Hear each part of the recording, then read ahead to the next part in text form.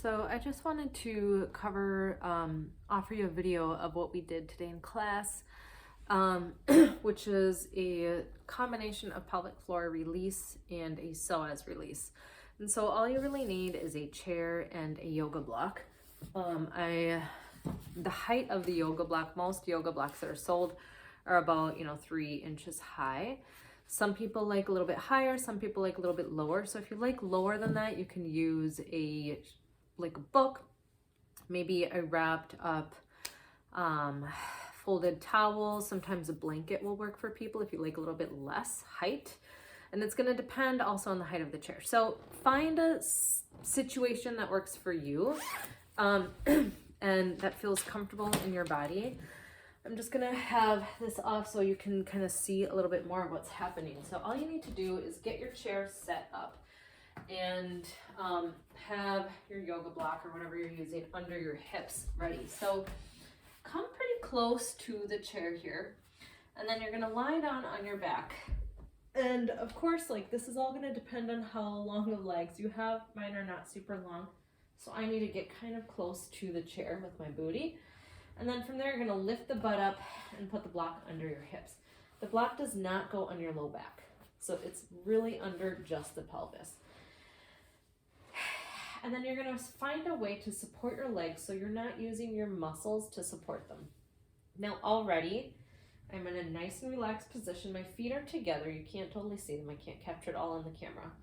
My feet are together. My knees are apart, and they're still supported. So this is one way to do this. So you can just hang out here for a while. And the goal is really, I'm going to show you a couple other ways to release the pelvic floor.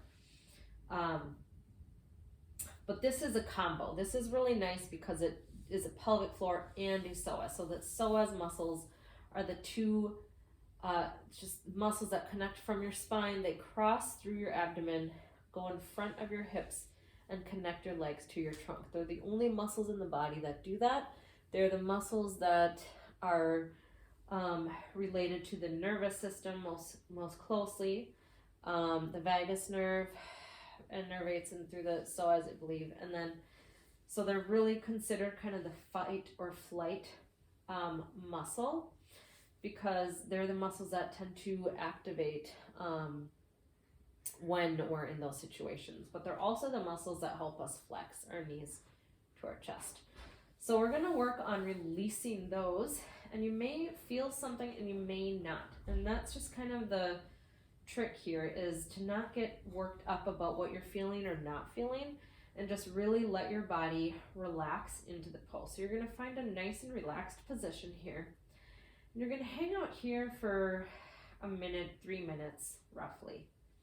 So I'm not obviously going to do that, but you're going to hang out here for about 3 minutes. And the entire time you're hanging out here, bring your attention to your pelvic floor muscles. For some of us, relaxing those muscles is really challenging. And so you can start by first squeezing them like you're stopping the flow of urine. And then seeing if you can slowly release those muscles. Now in this position, squeezing might feel a little bit different because they're long. Like when our knees are spread apart like this, our pelvic floor muscles are in an elongated position. So squeezing them together might feel a little more challenging, and that's normal. You can bring your knees together and squeeze and just feel that action, and then slowly release those muscles to let them relax. And like I said, for many people, the relaxation is what's the most challenging. So if you're like, I can't relax my pelvic floor muscles, don't worry about it. Just do what you can in the moment. You're just focusing on releasing and relaxing your whole body. So you're going to hang out here. Knees are staying kind of wide apart here. If that doesn't feel comfortable and you have a yoga strap, you can put a yoga strap around your thighs here and just let your knees hang out here. But the idea is that you are not using your muscles to keep your knees or your legs in any specific position. So after a few minutes of hanging out there, you're going to start scooting your body off the block. Now our legs are on the chair, so we can just push the block away from us. And now we're starting to feel our low back move a little bit closer to the floor, and you're going to hang out in this position for about a minute. And again, just finding that relaxation as much as you can. Not worrying about what position your body's in, just letting your body just start hammocking toward the floor, the spine. Then after a minute of that, you push it another inch or so away. Again, your low back is really starting to move toward the floor now. Your pubic bone is more reaching towards your face passively. So our pelvis is in more of a tuck. Good, you hang out here for a minute or so. You release it again. And now it's going to depend on you, the block, whatever's underneath you. Sometimes what happens is the block will start to tilt, and that's okay. You keep going, keeping it for about a minute in each position. Once you're kind of at that point where your block is just kind of sliding out from underneath you, just remove the block. Now, this chair is a little high for me. My thigh bones are not that long, so I'm kind of in this weird position. My legs are just kind of getting popped up here, but that's okay.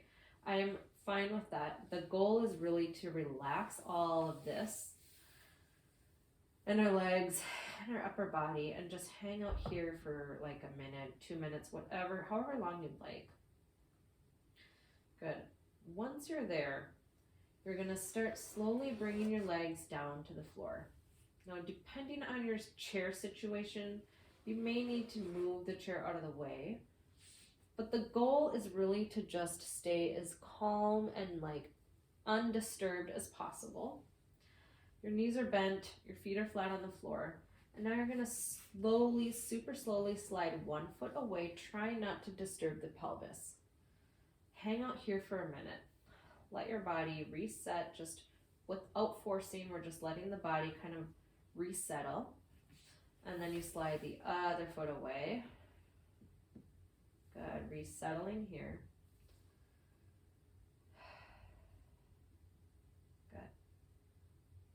So you're just going to hang out here now for a minute or two. Noticing how much closer your low back is to the floor without forcing it. Maybe for you, if you have a big anterior tilt in normal situations, you have a closer relationship to the floor with your low back. Maybe there's less kind of flexion, so less kind of bending in your hips. You're able to have your legs straight without getting pulled here. Your ribs are closer to the floor.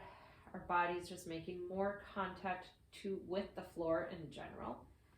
And after a few minutes of lying there in kind of your last resting pose, you're going to bend your knees and slowly come to one side. And you're going to hang out on one side for as long as you want, 10, 15, 20 seconds, maybe a minute. And then from there, you're going to slowly push your body up. So that is variation number 1. And I'm going to make another video for variation 2.